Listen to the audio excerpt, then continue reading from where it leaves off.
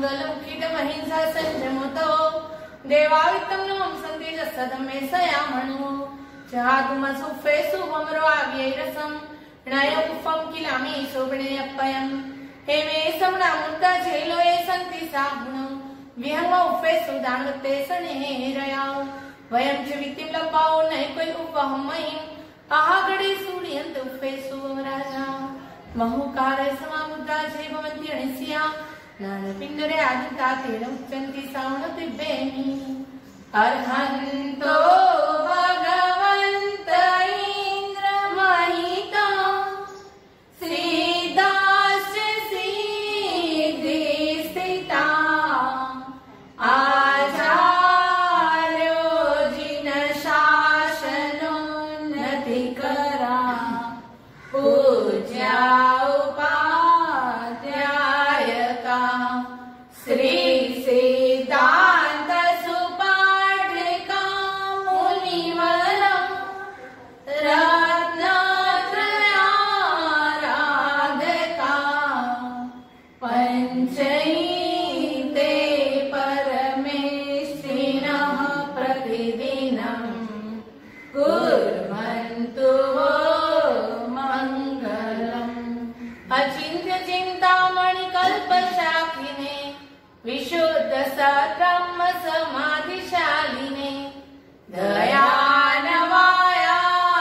दयानवायार्थिकदायिने सदा नमो नमः श्री गुरुनेमि सूरये नमो नमः श्री गुरुनेमि सूरये नमो नमः श्री गुरुनेमि सूरये नमो दुर्वाररागादि वैरिवार निवारिणे अर्हते योगिनाथाय महावीराय तायिने। आज का विषय है सुख और दुख। दोनों शब्द मनुष्य के और हर जीव के साथ जुड़े हुए हैं। सुख अच्छा लगता है और दुख अच्छा नहीं लगता, वो हर एक जीव का स्वभाव है। हम आज उसके बारे में चिंतन और मनन करेंगे कि सुख की अनुभूति अपन को क्यों अच्छी लगती है, अपने को क्यों अच्छी लगती है, और दुख आए वो अच्छा नहीं लगता। पर सबसे पहले समझना होगा कि परमात्मा ने भी और हर महापुरुष ने दुख का विरोध करा था या दुख का स्वीकार करा था, सुख का विरोध करा था या सुख में भी वैराग्य लाकर अपने जीवन को सफल कर दिया। ये देखने के लिए सबसे पहले हम समझेंगे कि जैसे जीवन में कई घटनाएं होती रहती है, अच्छी घटना होती है, बुरी घटना होती है, रात होती है फिर दिन आता है, भरती है, ओट है, सूर्य उगता है, आथमता है, ऐसे हर एक घटना बनती रहती है। संयोग के हिसाब से जैसे जैसे जीते हो, एक एक व्यक्ति के कनेक्शन में आते हो, एक एक चीज के कनेक्शन में आते हो, वैसे ही वो व्यक्ति और चीजों का वियोग भी होता है। जहां संयोग होता है, जहां अच्छा लगता है, वो चीज को हासिल कर लेते हैं, वहां सुख की अनुभूति होती है। और लक्ष्य में अगर वो चीज नहीं मिलती तो दुख की अनुभूति होती है। आज हम ये समझने के लिए सबसे पहले देखेंगे कि सुख कहाँ से उत्पन्न होता है और दुख कहाँ से उत्पन्न होता है। सबसे पहले जीव विजुलाइज करता है कि मुझे ये चीज चाहिए, उसका संकल्प करता है, मुझे ये चीज मिलनी चाहिए, वो माइंड में पहले आता है। फिर वो हासिल करने के लिए बुद्धि तर्क और वितर्क करती है कि ये चीज मिल गई तो वो चीज मिले उसके लिए मुझे क्या क्या करना है। और फिर बुद्धि आगे बढ़ते हुए अपने चित्त को कहती है कि ये करने के लिए, ये लक्ष्य हासिल करने के लिए ऐसे ऐसे कार्य कर, और उसके हिसाब से फिर मन जो सूचित करता है उस हिसाब से जीव खुद बिहेव करता है, व्यवहार में आचरण करता है, और वो चीज लेने के लिए जो जो भी सर्कमस्टेंसेस है उसमें वो लक्ष्य रखता है कि मुझे ये चीज मिलनी चाहिए। और जैसे ही वो चीज के प्रति आगे आगे बढ़ता रहता है और ऐसे लगता है अब थोड़े से घंटों में, थोड़े ही दिनों में, थोड़े ही सालों में मुझे ये चीज मिलने वाली है और सुख में जीने लगता है।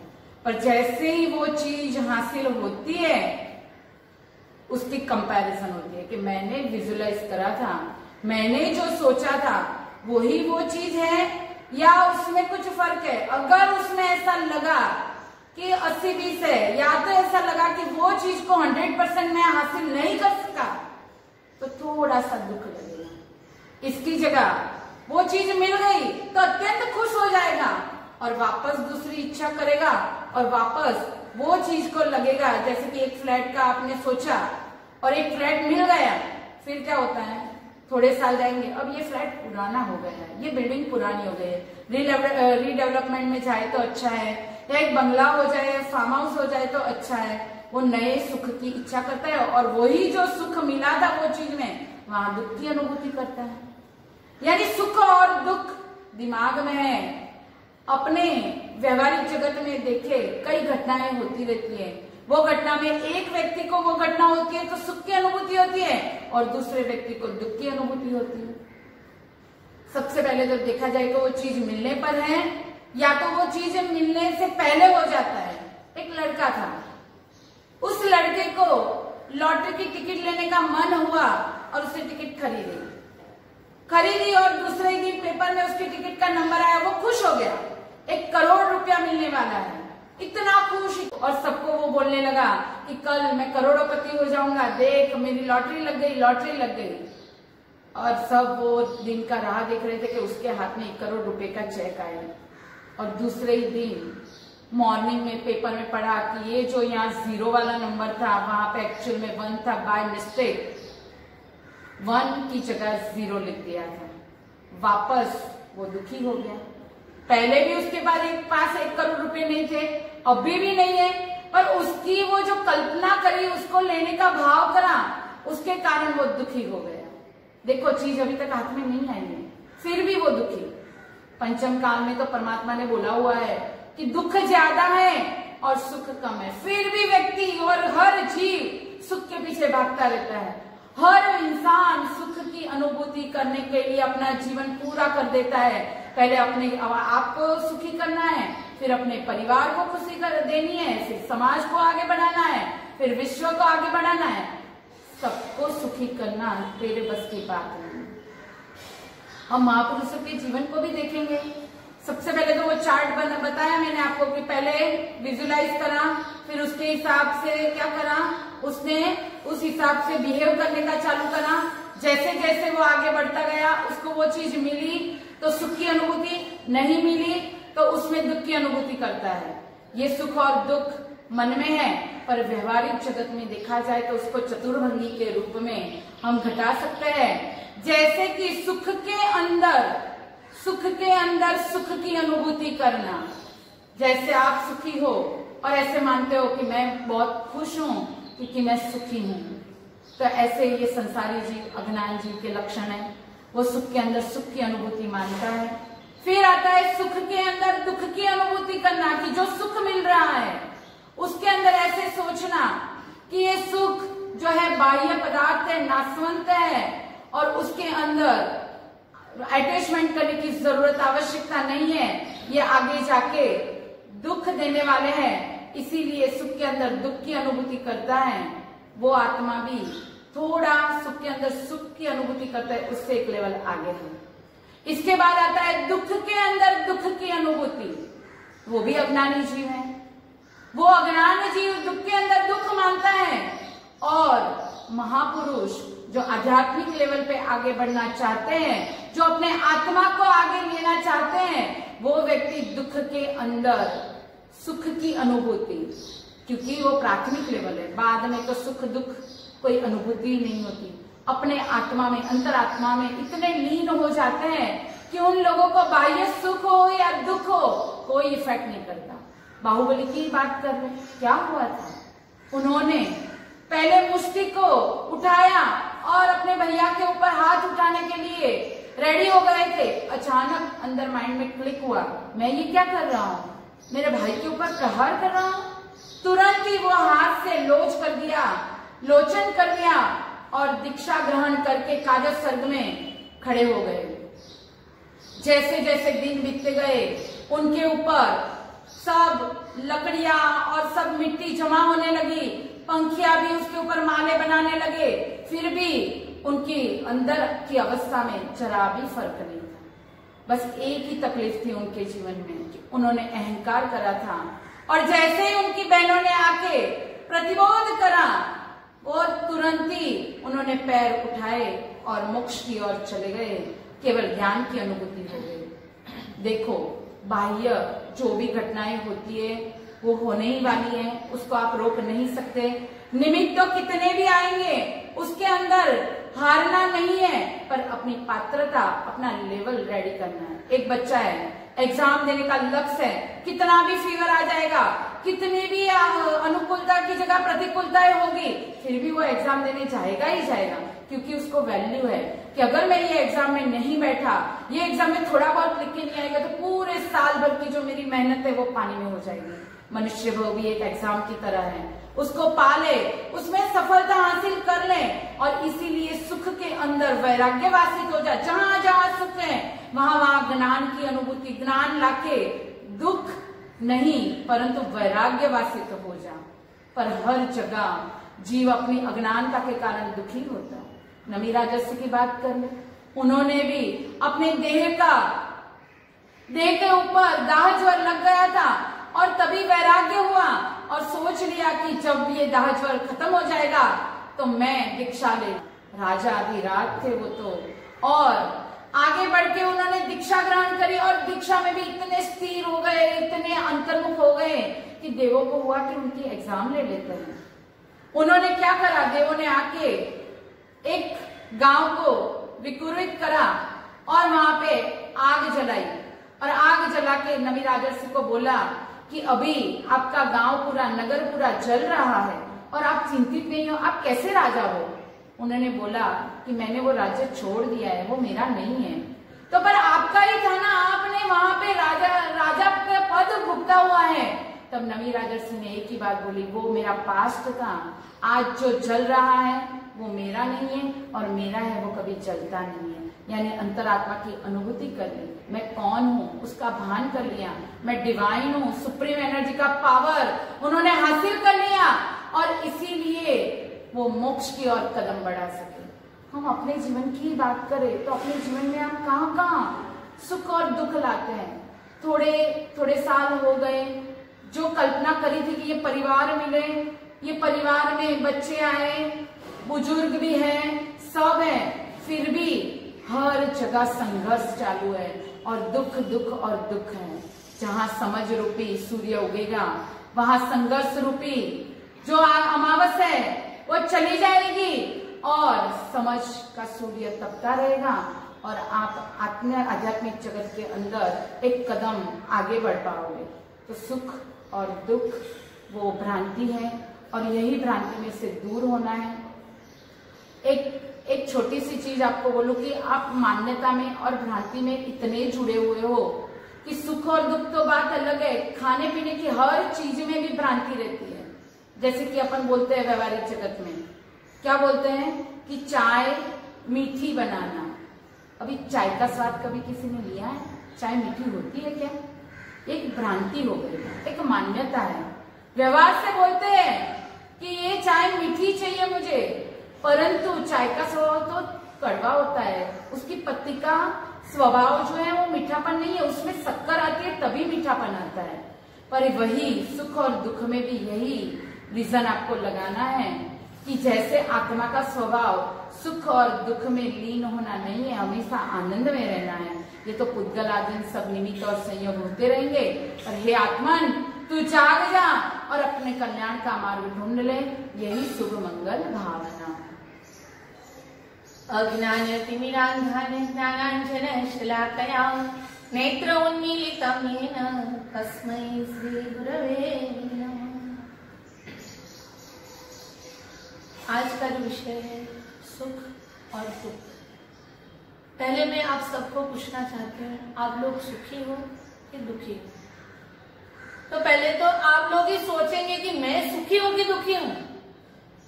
खुद सोच में पड़ जाते हो, क्योंकि कभी सुखी कभी दुखी, फिर मुझे बोलेंगे कि मारा साहब भगवान ने बोला है सुख और दुख तो चलता रहता है। इसका सार यह निकलता है कि इच्छा की पूर्ति सुख है और इच्छा की अपूर्ति वो दुख का कारण है।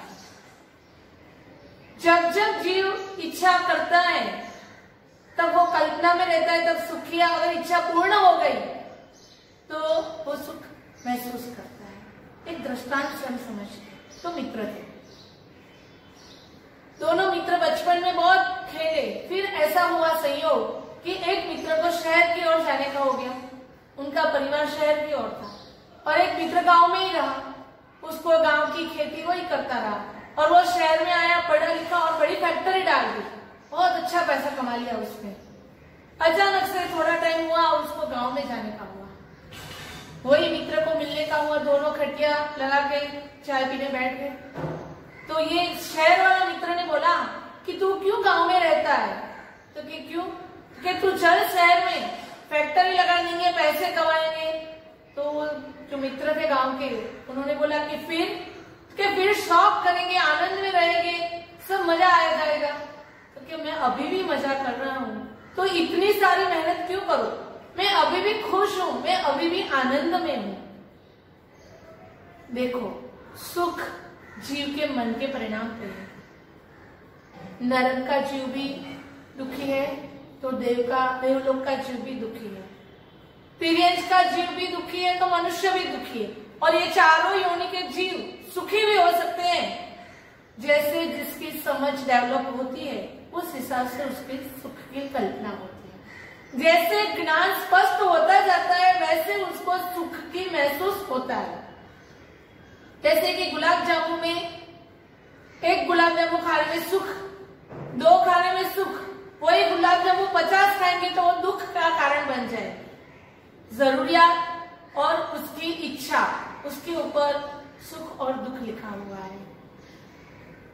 भवाभिनंदीपन और पुद्गलाभिनंदीपन, यानी कि पुद्गल के पीछे इतना भागता है इंसान और उसमें ही सुख सुख सुख महसूस करने के लिए दौड़ता है। लेकिन जब सम्यक दर्शन प्राप्त हो जाता है, यानी कि आत्म कल्याण का मार्ग जिसे मिल जाता है, आत्म लक्ष्य मिल जाता है, फिर उसे ये बाह्य पदार्थों के सुख के अंदर रहते हुए भी अलिप्त रहते।